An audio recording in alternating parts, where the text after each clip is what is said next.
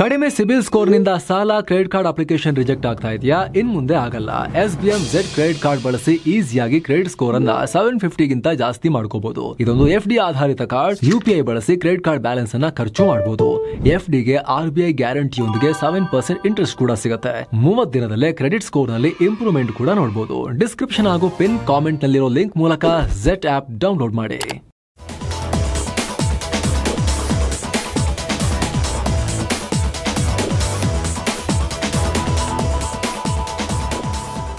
Hi friends, ಇದು mastmaga.com international bulletin ಸುತ್ತು ಜಗತ್ತು. ನಾನು ಅಮರ್ ಪ್ರಸಾದ್.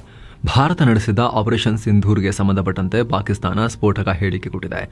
ಕದನ ವಿರಾಮಕ್ಕೆ ಮೊದಲು ಮುಂದಾಗಿದ್ದು ಪಾಕಿಸ್ತಾನವೇ ಅಂತ ಅಲ್ಲಿನ ವಿದೇಶಾಂಗ ಸಚಿವರು ಬಾಯಿ ಬಿಟ್ಟಿದ್ದಾರೆ. ಪಾಕ್ನ ಉಪ ಪ್ರಧಾನಿಯೂ ಆಗಿರೋ ಅಲ್ಲಿನ ವಿದೇಶಾಂಗ ಸಚಿವ ಇಶಕ್ ಧರ್ ಟಿವಿಯಲ್ಲಿ ಮಾತನಾಡ್ತಾ ಇದ್ರು. ಈ ವೇಳೆ ನಾವು ಭಾರತದ ಮೇಲೆ ದಾಳಿ ಮಾಡೋಕೆ ಪ್ರಿಪೇರ್ ಆಗ್ತಾ ಇದ್ವಿ. ಅಷ್ಟರಲ್ಲಿ ಭಾರತ ನಮ್ಮ ಮೇಲೆ ಸರ್ಪ್ರೈಸ್ ಅಟ್ಯಾಕ್ ಮಾಡ್ತು. ಭಾರತ ಮೇ 7ರ ರಾತ್ರಿ ನಮ್ಮ ರಾವಲ್ಪಿಂಡಿಯ ನೂರ್ ಖಾನ್ ಮತ್ತು ಶೋರ್ಕೋಟ್ ವಾಯುನೆಲೆ ಮೇಲೆ ದಾಳಿ ಮಾಡ್ತು ಅಂತ ಹೇಳಿದ್ದಾರೆ. ಇದು 10ನೇ ತಾರೀಕು ಆಗಬೇಕಾಗಿತ್ತು. ಭಾರತ 10ನೇ ತಾರೀಕು ಮಾಡಿರೋದು ಈ ಏರ್ಬೇಸ್ಗಳ ಮೇಲೆ ದಾಳಿಯನ್ನ. ಈ ಮನುಷ್ಯನಿಗೆ ಡೇಟ್ ಎಲ್ಲ ಕರೆಕ್ಟಾಗಿ ಗೊತ್ತಿಲ್ಲ ಅಂತ ಕಾಣುತ್ತೆ. ಸೀರಿಯಸ್ನೆಸ್ ಇಲ್ಲ. ಉಪ ಪ್ರಧಾನಿ ಅಂತೆ ತಪ್ಪು ಡೇಟ್ ಹೇಳಿದ್ದಾರೆ. ಒಟ್ಟಲ್ಲಿ ಸತ್ಯವಾಯಿಬಿಟ್ಟಿದ್ದಾರೆ. ಭಾರತ ದಾಳಿ ಮಾಡಿದ 45 ನಿಮಿಷದ ಒಳಗೆ Saudi prince Faisal bin Salman ವೈಯಕ್ತಿಕವಾಗಿ ನನ್ನನ್ನು ಕಾಂಟ್ಯಾಕ್ಟ್ ಮಾಡಿದ್ರು. ಈ ಟೈಮ್ನಲ್ಲಿ ಸೌದಿಯ ಪ್ರಿನ್ಸ್ ನನ್ನ ಹತ್ರ ಕೇಳಿದ್ರು, ನಿಮ್ಮ ಪರವಾಗಿ ನಾನು ಭಾರತದೊಂದಿಗೆ ಮಾತನಾಡಲಾ, ಜೈಶಂಕರ್ ಹತ್ರ ಮಾತಾಡಲಾ, ನನಗೆ ನೀವು ಅದಕ್ಕೆ ಅಥರೈಸ್ ಮಾಡ್ತೀರಾ ಅಂತ ಕೇಳಿದ್ರು. ಆಯಿತು, ಪ್ಲೀಸ್ ಮಾಡಿ ಬ್ರದರ್ ಅಂತ ನಾನು ಹೇಳಿದೆ. ಜೊತೆಗೆ ಪಾಕಿಸ್ತಾನ ದಾಳಿ ನಿಲ್ಲಿಸೋಕೆ ರೆಡಿ ಇದೆ ಅಂತ ಭಾರತದ ವಿದೇಶಾಂಗ ಸಚಿವರಿಗೆ ಹೇಳಬಹುದಾ ಅಂತ ಅವ್ರು ಕೇಳಿದ್ರು. ಅವರು ಆಯಿತು ಅಂತ ಹೇಳಿ ಅದನ್ನು ಕಮ್ಯುನಿಕೇಟ್ ಮಾಡಿದ್ರು. ಅದಾದಮೇಲೆ 20ರಿಂದ 25 ಬಾರಿ ನನಗೆ ಅವರು ಕಾಲ್ ಮಾಡಿದ್ರು ಅಂತ ಇಶಕ್ ದರ್ ಬಾಯ್ಬಿಟ್ಟಿದ್ದಾರೆ. ಈ ಮೂಲಕ ಕದನ ವಿರಾಮದಲ್ಲಿ ಸೌದಿ ಪಾತ್ರ ಕೂಡ ಇತ್ತು. ಖುದ್ದು ಪಾಕಿಸ್ತಾನವೇ ಹೆದರುಕೊಂಡು ಕದನ ವಿರಾಮಕ್ಕೆ ಒಪ್ಪಿತ್ತು ಅನ್ನೋದನ್ನ ಅಲ್ಲಿನ ಉಪ ಪ್ರಧಾನಿಯೇ ಕಡೆಗೂ ಬಾಯ್ಬಿಟ್ಟಿದ್ದಾರೆ. ನಿಮಗೆ ಗೊತ್ತಿರಬಹುದು, ಈ ಹಿಂದೆ ಪಾಕ್ ಪ್ರಧಾನಿ ಶಹಬಾಜ್ ಶರೀಫ್ ಕೂಡ ಅಜರ್ಬೈಜಾನ್ನಲ್ಲಿ ನಿಂತು ಬ್ರಹ್ಮೋಸ್ ಮಿಸೈಲ್ ಹಾರಿಸಿ ಭಾರತ ನಮಗೆ ಹೊಡೆದು ಬಿಡ್ತು, ನಾವು ಬೆಳಿಗ್ಗೆ ಪ್ರೇಯರ್ ಆದ್ಮೇಲೆ ದಾಳಿ ಮಾಡೋಣ ಅಂತ ಪ್ಲಾನ್ ಮಾಡ್ಕೊಂಡಿದ್ವಿ, ಅದಕ್ಕೂ ಮುಂಚೆನೇ ಭಾರತ ಹೊಡೆದು ಬಿಡ್ತು ಅಂತ ಹೇಳಿದ್ರು. ಅದರ ಬೆನ್ನಲ್ಲೇ ಇಶಕ್ ದರ್ ಕೂಡ ಈಗ ಸತ್ಯವಾಯಿಬಿಟ್ಟಿದ್ದಾರೆ. ಮತ್ತೊಂದು ಕಡೆ ಭಾರತದ ದಾಳಿಗೆ ಪಾಕ್ನ ರಹೀಮ್ಯಾರ್ ಖಾನ್ ಏರ್ಬೇಸ್ ಸಂಪೂರ್ಣ ನಾಶ ಆಗಿದೆ. ಅದಿನ್ನೂ ರಿಪೇರಿ ಆಗಿಲ್ಲ ಅಂತ ಗೊತ್ತಾಗಿದೆ. ಅಲ್ಲದೆ ಈ ಏರ್ಬೇಸ್ಗೆ ಪಾಕ್ ಮತ್ತೆ ನೋಟ್ಯಾಮ್ ಹೊರಡಿಸಿದೆ. ಜುಲೈ 4ರವರೆಗೆ ಈ ಏರ್ಬೇಸ್ ಓಪನ್ ಆಗಲ್ಲ ಅಂತ ನೋಟ್ಯಾಮ್ನಲ್ಲಿ ಉಲ್ಲೇಖಿಸಲಾಗಿದೆ. ಇತ್ತೀಚೆಗಷ್ಟೇ ರಾಜಸ್ಥಾನದ ರ್ಯಾಲಿ ಉದ್ದೇಶಿಸಿ ಮಾತನಾಡಿದ PM ಮೋದಿ, ರಹೀಮ್ಯಾರ್ ಖಾನ್ ಏರ್ಬೇಸ್ ಸದ್ಯ ICUನಲ್ಲಿದೆ, ಅದು ಯಾವಾಗ ಪುನಃ ಶುರುವಾಗುತ್ತೋ ಗೊತ್ತಿಲ್ಲ ಅಂತ ಹೇಳಿದರು. ಈಗ ಪಾಕಿಸ್ತಾನ ಕೂಡ ಅದಕ್ಕೆ ಸಾಕ್ಷ್ಯ ಕೊಡ್ತಾ ಇದೆ. ಇನ್ನೂ ಓಪನ್ ಆಗಲ್ಲ, ಸದ್ಯಕ್ಕಿನ್ನೂ ಓಪನ್ ಆಗಲ್ಲ ಏರ್ಬೇಸ್ ಅಂತ ಪಾಕಿಸ್ತಾನ ಅಧಿಕೃತವಾಗಿ ಹೇಳಿದೆ. ಏನೋ ಇಸ್ರೇಲ್ ಇರಾನ್ ಸಂಘರ್ಷದ ವಿಚಾರಕ್ಕೂ ಪಾಕಿಸ್ತಾನ ರಿಯಾಕ್ಟ್ ಮಾಡಿದೆ. ಇರಾನ್ ನಮ್ಮ ಬಳಿ ಯಾವುದೇ ಮಿಲಿಟರಿ ನೆರವಿಗೆ ರಿಕ್ವೆಸ್ಟ್ ಮಾಡಿಲ್ಲ ಅಂತ ಪಾಕ್ ವಿದೇಶಾಂಗ ಇಲಾಖೆ ವಕ್ತಾರ ಶಫಕತ್ ಅಲಿ ಖಾನ್ ಹೇಳಿದ್ದಾರೆ.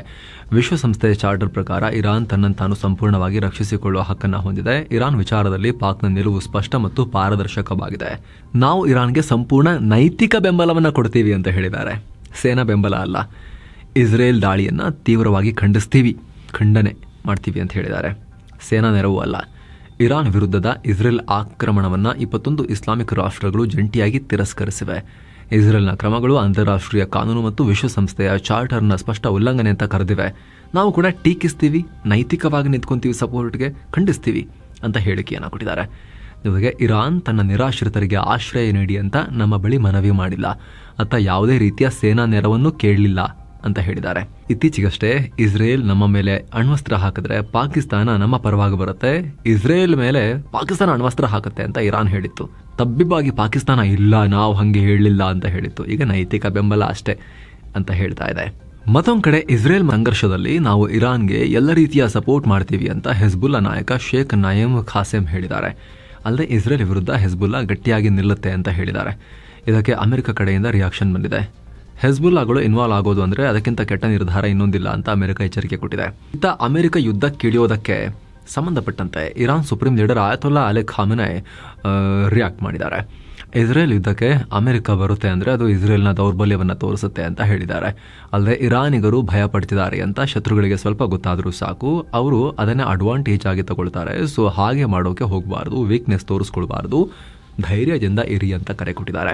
ಮತ್ತೊಂದು ಕಡೆ ಇರಾನ್ ಒಳಗೆ ಅಮೆರಿಕ ದಾಳಿ ಮಾಡಬೇಕೋ ಬೇಡವೋ ಅನ್ನೋ ಗೊಂದಲ ಹೆಚ್ಚಾಗಿದೆ. ಹೀಗಾಗಿ ಮುಂದಿನ 2 ವಾರಗಳ ಒಳಗೆ ಅಮೆರಿಕ ಅಧ್ಯಕ್ಷ ಡೊನಾಲ್ಡ್ ಟ್ರಂಪ್ ಈ ಕುರಿತು ಡಿಸೈಡ್ ಮಾಡ್ತಾರೆ ಅಂತ ವೈಟ್ ಹೌಸ್ ತಿಳಿಸಿದೆ. ಆದಷ್ಟು ಬೇಗ ಇರಾನ್ ಜೊತೆ ಮಾತುಕತೆ ನಡೆಯುವ ಸಾಧ್ಯತೆ ಇದೆ. ಈ ಮಾತುಕತೆ ಆಗ್ಲಬಹುದು, ಆಗದೇನೆ ಇರಬಹುದು. ಸೊ ಮುಂದಿನ 2 ವಾರಗಳಲ್ಲಿ ಏನ್ ಮಾಡಬೇಕು ಅಂತ ನಾನು ಡಿಸೈಡ್ ಮಾಡ್ತೀನಿ ಅಂತ ಅಧ್ಯಕ್ಷ ಟ್ರಂಪ್ ಹೇಳಿದ್ದಾರೆ. ಇರಾನ್ ಜೊತೆ ಮಾತುಕತೆ ನಡೆಸಿ ಸಮಸ್ಯೆ ಬಗೆಹರಿಸೋಕೆ ಟ್ರಂಪ್ ಬಯಸ್ತಾರೆ. ಇರಾನ್ ಅಣ್ವಸ್ತ್ರ ಹೊಂದದೇ ಇರೋ ಹಾಗೆ ಮಾಡೋದು ಟ್ರಂಪ್ರ ಮೊದಲ ಆದ್ಯತೆ. ಯಾವುದೇ ರೀತಿಯ ಒಪ್ಪಂದವಾದರೂ ಅದು ಇರಾನ್ ಯುರೇನಿಯಂ ಎನ್ರಿಚ್ ಮಾಡೋದನ್ನ, ಅಣ್ವಸ್ತ್ರ ಮಾಡಿಕೊಳ್ಳೋದನ್ನ ಬ್ಯಾನ್ ಮಾಡಬೇಕು, ಅದಿರಬಾರದು ಅಷ್ಟೇ ಅಂತ white house secretary Caron Leavitt ಹೇಳಿದ್ದಾರೆ. ಇನ್ನೊಂದು ಕಡೆ ಫ್ರಾನ್ಸ್, ಜರ್ಮನಿ, ಬ್ರಿಟನ್ ಜೊತೆಗೆ ಪರಮಾಣು ಒಪ್ಪಂದ ಕುರಿತಂತೆ ಮಾತುಕತೆ ನಡೆಸೋಕೆ ಇರಾನ್ ವಿದೇಶಾಂಗ ಸಚಿವ ಅಬ್ಬಾಸ್ ಅರಾಕ್ಚಿ ಸ್ವಿಟ್ಜರ್ಲೆಂಡ್ನ ಜಿನೆವಾಗೆ ಹೋಗ್ತೀನಿ ಅಂತ ಹೇಳಿದ್ದಾರೆ. ಈ ನಡುವೆ ಇರಾನ್ ತನ್ನ ಆಯಿಲ್ ಎಕ್ಸ್ಪೋರ್ಟ್ ಕೂಡ ಜಾಸ್ತಿ ಮಾಡಿದೆ. ಇರಾನ್ ಬಂದರುಗಳಿಂದ ದೊಡ್ಡ ಪ್ರಮಾಣದಲ್ಲಿ ತೈಲ ಶಿಪ್ಮೆಂಟ್ಸ್ ಹೊರ ಹೋಗ್ತಿರೋ ಸ್ಯಾಟಲೈಟ್ ಇಮೇಜಸ್ ಸಿಕ್ಕಿವೆ. ಇನ್ನು ಇರಾನ್ನ ಅತಿದೊಡ್ಡ ಆಯಿಲ್ ಪೋರ್ಟ್ ಕಾರ್ಗ್ ಐಲ್ಯಾಂಡ್ನಲ್ಲಿ ಟ್ಯಾಂಕ್ಗಳು ತೈಲದಿಂದ ಭರ್ತಿಯಾಗಿ ಶಿಪ್ಮೆಂಟ್ಗೆ ತಯಾರಾಗಿ ನಿಂತಿವೆ ಅಂತ ಬ್ಲೂಮ್ಬರ್ಗ್ ಕೂಡ ರಿಪೋರ್ಟ್ ಮಾಡಿದೆ. ಈ ಮೂಲಕ ಯುದ್ಧ ಮುಂದೆ ಯಾವ ಹಂತ ತಲುಪುತ್ತೋ, ಮುಂದೆ ಆಯಿಲ್ ಎಕ್ಸ್ಪೋರ್ಟ್ ಎಲ್ಲ ಬ್ಲಾಕ್ ಆಗಬಹುದು ಅನ್ನೋ ಭಯದಿಂದ ಇರಾನ್ ತನ್ನ ಕೈಲಾದಷ್ಟು ತೈಲವನ್ನು ಈಗಲೇ ಬಗೆದು ಮಾರಾಟ ಮಾಡಿ ಹಣ ಗಳಿಸೋಣ ಅನ್ನೋ ರೀತಿಯಲ್ಲಿ ಪ್ರಯತ್ನ ಪಡ್ತಿರೋದು ಕಾಣಿಸ್ತಾ ಇದೆ. ಈ ಮಧ್ಯೆ ಇಸ್ರೇಲ್ ಪ್ರಧಾನಿ ಬೆಂಜಮಿನ್ ನೆತನ್ಯಾಹು ವಿವಾದಕ್ಕೊಳಗಾಗಿದ್ದಾರೆ. ಈ ಮಿಸೈಲ್ ದಾಳಿಯ ಅಪಾಯದಿಂದ 2ನೇ ಬಾರಿಗೆ ನನ್ನ ಮಗನ ಮದುವೆ ಕ್ಯಾನ್ಸಲ್ ಮಾಡೋ ಹಾಗಾಯಿತು. ಇದರಿಂದ ನನ್ನ ಮಗನಿಗೆ ಮಾತ್ರವಲ್ಲ, ಆತನ ಫಿಯಾನ್ಸಿಗೂ ಸಮಸ್ಯೆ ಆಗ್ತಾ ಇದೆ. ನನ್ನ ಪ್ರೀತಿಯ ಹೆಂಡತಿ, ನಿಜವಾಗ್ಲೂ ಆಕೆ ಹೀರೋ.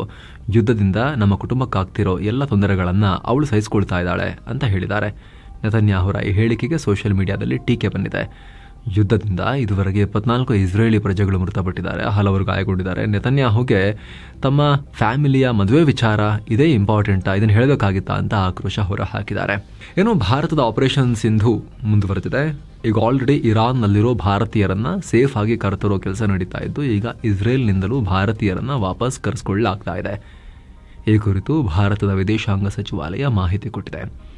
ಇಸ್ರೇಲ್ ಮತ್ತು ಇರಾನ್ನಲ್ಲಾಗ್ತಿರೋ ಬೆಳವಣಿಗೆಗಳನ್ನು ಗಮನಿಸಿ ಇಸ್ರೇಲ್ನಿಂದ ಹೊರಬರೋಕೆ ಇಚ್ಛಿಸುವ ಭಾರತೀಯರನ್ನ ವಾಪಸ್ ಕರೆತರೋಕೆ ಸರ್ಕಾರ ನಿರ್ಧರಿಸಿದೆ. ಮೊದಲು ಅವರಿಗೆ ಲ್ಯಾಂಡ್ ಬಾರ್ಡರ್ ಮೂಲಕ ಸೇಫ್ ಆಗಿ ಹೊರತರಲಾಗುತ್ತೆ. ಇಸ್ರೇಲ್ನಲ್ಲಿರೋ ಭಾರತೀಯ ಎಂಬಸಿ ಭಾರತೀಯರ ಸ್ಥಳಾಂತರಕ್ಕೆ ಎಲ್ಲ ರೀತಿಯ ಅರೇಂಜ್ಮೆಂಟ್ ಕೊಡುತ್ತೆ. ಅದಾದಮೇಲೆ ವಿಮಾನದಿಂದ ದಿಲ್ಲಿಗೆ ಅವ್ರನ್ನ ಲ್ಯಾಂಡ್ ಮಾಡಿಸಲಾಗುತ್ತೆ ಅಂತ ಇಲಾಖೆ ಹೇಳಿದೆ. ಅಂದಹಾಗೆ ಪ್ರಸ್ತುತ ಇಸ್ರೇಲ್ನಲ್ಲಿ ಸುಮಾರು 38,000 ಭಾರತೀಯರಿದ್ದಾರೆ. ಏನು ಇಸ್ರೇಲ್ ಇರಾನ್ ನಡುವೆ ದಾಳಿ ಪ್ರತಿದಾಳಿ ಮುಂದುವರೆದಿದೆ. ಇಸ್ರೇಲ್ ಮೇಲೆ ಇರಾನ್ ಅಪಾಯಕಾರಿ ಕ್ಲಸ್ಟರ್ ಮತ್ತು ಬ್ಯಾಲಿಸ್ಟಿಕ್ ಮಿಸೈಲ್ನಿಂದ ದಾಳಿ ಮಾಡಿದೆ. ಇದನ್ನು ಹೊಡೆದು ಹಾಕುವಲ್ಲಿ ಇಸ್ರೇಲ್ ವಿಫಲಗೊಂಡಿದ್ದು ಸಾಕಷ್ಟು ಹಾನಿಯಾಗಿದೆ. ಕನಿಷ್ಠ 5 ಇಸ್ರೇಲಿಗರು ಗಾಯಗೊಂಡಿದ್ದಾರೆ ಅಂತ ವರದಿಯಾಗಿದೆ. ಇದಕ್ಕೆ ಇಸ್ರೇಲ್ ಕೂಡ ಪ್ರತಿಕಾರ ಹೇಳಿ ಇರಾನ್ಗೆ ನುಗ್ಗಿ ದೊಡ್ಡ ದಾಳಿಯನ್ನು ಮಾಡಿದೆ. ಸುಮಾರು 60 ವಿಮಾನಗಳನ್ನು ಬಳಸಿ 120 ಸ್ಫೋಟಕಗಳನ್ನು ಸುರಿಸಿದೆ. ಇದರ ಬಗ್ಗೆ ನಾವು ಈ ವಿಶೇಷ ಅಪ್ಡೇಟ್ ರಿಪೋರ್ಟ್ನಲ್ಲಿ ಮಾಹಿತಿಯನ್ನು ಕೊಟ್ಟಿದ್ವಿ.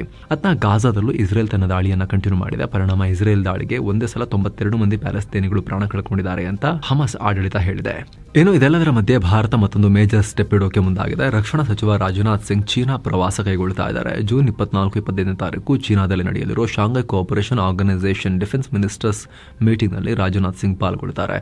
ಗಲ್ವಾನ್ ಸಂಘರ್ಷ ಮತ್ತು ಕಳೆದ ಅಕ್ಟೋಬರ್ನಲ್ಲಿ ಉಭಯ ರಾಷ್ಟ್ರಗಳು LAC ಗಡಿ ಪ್ರದೇಶದಲ್ಲಿ ಗಸ್ತು ತಿರುಗುವುದು ಮತ್ತು ಸೇನಾ ಹಿಂತೆಗೆತದ ಒಪ್ಪಂದ ಮಾಡಿಕೊಂಡ ನಂತರ ರಾಜನಾಥ್ ಸಿಂಗ್ ನೀಡ್ತಾ ಇರೋ ಮೊದಲ ಚೀನಾ ಭೇಟಿ.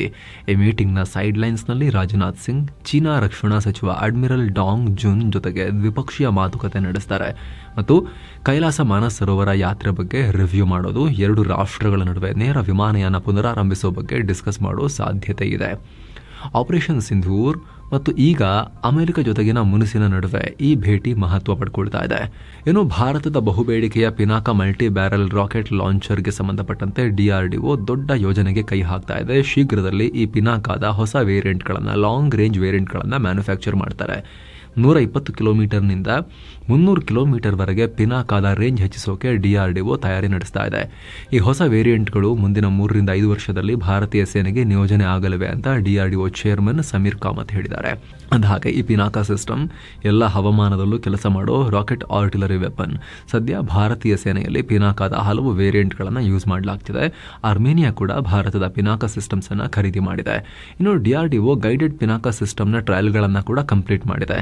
ಶೀಘ್ರದಲ್ಲಿ ಇವುಗಳ ಉತ್ಪಾದನೆ ಕೂಡ ಶುರು ಮಾಡಬಹುದು ಅಂತ ಹೇಳಲಾಗ್ತಿದೆ. ಈ ಆಯುಧದ ತಾಕತ್ತಿನ ಬಗ್ಗೆ ಸಂಪೂರ್ಣ ವರದಿಯನ್ನು ನಾವು ಆಲ್ರೆಡಿ ಪಬ್ಲಿಷ್ ಮಾಡಿದ್ದೀವಿ. ನೀವು ಈ ವಿಡಿಯೋವನ್ನು ಚೆಕ್ ಮಾಡಬಹುದು. ಸುತ್ತು ಜಗತ್ತು ಎಂಡ್ನಲ್ಲೂ ಕೂಡ ಸ್ಕ್ರೀನ್ ಮೇಲೆ ತರ್ತೀವಿ. ಟ್ಯಾಪ್ ಮಾಡೋ ಮೂಲಕ ನೀವು ಆ ವಿಡಿಯೋಗೆ ಜಂಪ್ ಆಗ್ಬೋದು. ಇನ್ನು ಭಾರತದಲ್ಲಿ ಆಶ್ರಯ ಪಡಿತಾ ಇರೋ ಬಾಂಗ್ಲಾ ನಾಯಕಿ ಶೇಖ್ ಹಸೀನಾ ವಿರುದ್ಧ ಬಾಂಗ್ಲಾದ ಯೂನಸ್ ಸರ್ಕಾರದ ದಾಳಿ ಮುಂದುವರೆದಿದೆ. ಈಗ ಹಸೀನಾ ಬಾಂಗ್ಲಾದಿಂದ ಪಲಾಯನ ಮಾಡಿದ ದಿನವನ್ನ ಅಂದರೆ ಆಗಸ್ಟ್ 5ನೇ ತಾರೀಕನ್ನ ನ್ಯಾಷನಲ್ ಪಬ್ಲಿಕ್ ಹಾಲಿಡೇ ಅಂತ ಘೋಷಿಸೋಕೆ ನಿರ್ಧಾರ ಮಾಡಿದೆ. ಬರೋ ಆಗಸ್ಟ್ 5ಕ್ಕೆ ಶೇಖ್ ಹಸೀನಾ ಬಾಂಗ್ಲಾ ಬಿಟ್ಟು 1 ವರ್ಷ ಪೂರ್ಣಗೊಳ್ಳುತ್ತೆ. ಆ ದಿನ ಹತ್ತಿರವಾಗ್ತಿದ್ದ ಹಾಗೆ ಮಧ್ಯಂತರ ಸರ್ಕಾರ ಈ ನಿರ್ಧಾರ ತಗೊಂಡಿದೆ. ಇದಕ್ಕಾಗಿ ಅಧಿಕೃತ ಗೆಜೆಟ್ ನೋಟಿಫಿಕೇಶನ್ ಕೂಡ ಹೊರಡಿಸಲಾಗುತ್ತೆ. ಜುಲೈ 1ರಿಂದ ಆಗಸ್ಟ್ 1ರವರೆಗೆ ಕಾರ್ಯಕ್ರಮಗಳು ಕೂಡ ನಡೆಯಲಿವೆ ಅಂತ ಬಾಂಗ್ಲಾದ cultural affairs adviser Mostofa Sarwar Farooki ಹೇಳಿದ್ದಾರೆ. ಏನೋ ಇದೇ ಬಾಂಗ್ಲಾ ಮಧ್ಯಂತರ ಸರ್ಕಾರ ಹೊಸದಾಗಿ ಬಾಂಗ್ಲಾ ವಿದೇಶಾಂಗ ಕಾರ್ಯದರ್ಶಿಯನ್ನ ಕೂಡ ನೇಮಕ ಮಾಡಿದೆ. ಇದು ಯಾಕೆ ಇಂಪಾರ್ಟೆಂಟ್ ಅಂದ್ರೆ ಕಳೆದ ಸೆಪ್ಟೆಂಬರ್ನಲ್ಲಿ ಬಾಂಗ್ಲಾ ಸರ್ಕಾರ ಜಶೀಮುದ್ದೀನ್ ಅವರನ್ನ ವಿದೇಶಾಂಗ ಕಾರ್ಯದರ್ಶಿಯನ್ನಾಗಿ ನೇಮಕ ಮಾಡಿತ್ತು. ಆದರೆ ಯೂನಸ್ ಮತ್ತು ಬಾಂಗ್ಲಾದ ರಾಷ್ಟ್ರೀಯ ಭದ್ರತಾ ಸಲಹೆಗಾರ ಖಲೀಲುರ್ ರೆಹಮಾನ್ ಜೊತೆಗೆ ಈತನಿಗೆ ಹೊಂದಾಣಿಕೆ ಆಗ್ತಾ ಇರಲಿಲ್ಲ. ಹೀಗಾಗಿ ಜಶೀಮುದ್ದೀನ್ ರಾಜೀನಾಮೆ ಕೊಡಬೇಕಾಯಿತು. ಅದಾದ್ಮೇಲೆ ಈಗ ಅಮೆರಿಕಾಗೆ ಬಾಂಗ್ಲಾದೇಶದ ರಾಯಭಾರಿಯಾಗಿದ್ದ ಅಸಾದ್ ಆಲಂ ಸಿಯಾಮ್ರನ್ನ ನೇಮಕ ಮಾಡಲಾಗಿದೆ. ಈ ಮೂಲಕ ಬಾಂಗ್ಲಾ ಆಡಳಿತದಲ್ಲಿ ಅಮೆರಿಕದ ಪ್ರಭಾವ ಹಿಂದೆಂದಿಗಿಂತಲೂ ಈಗ ಹೆಚ್ಚಾಗ್ತಾ ಇದೆ. ಏನೋ ತೈವಾನ್ ಸಮುದ್ರದ ಹತ್ತಿರ ಬ್ರಿಟನ್ ಯುದ್ಧ ನೌಕೆ ಗಸ್ತು ತಿರುಗ್ತಾ ಇದೆ. ಇದು ನಮ್ಮನ್ನ ಪ್ರಚೋದನೆ ಮಾಡೋ ಕೆಲಸ ಅಂತ ಚೀನಾ ಆಕ್ರೋಶ ಹೊರಹಾಕಿದೆ. ಮತ್ತೆ ಈ ರೀತಿ ಮಾಡಬೇಡಿ ಅಂತ ಹೇಳಿದೆ.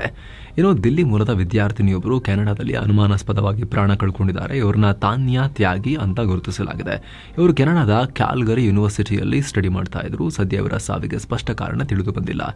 ಕೆನಡಾದ ವಾಂಕೋವರ್ನಲ್ಲಿರೋ ಭಾರತದ ಕಾನ್ಸುಲೇಟ್ ಕಚೇರಿ ಇದರ ಬಗ್ಗೆ ಚೆಕ್ ಮಾಡ್ತಾ ಇದೆ. ಸೊ ಫ್ರೆಂಡ್ಸ್, ಇದಾಗಿತ್ತು ಇವತ್ತಿನ ಜಗತ್ತಿನ ಸುತ್ತಾಟ. ಮತ್ತೆ ಭೇಟಿ ಆಗ್ತಿರೋಣ. ನಮಸ್ತೆ.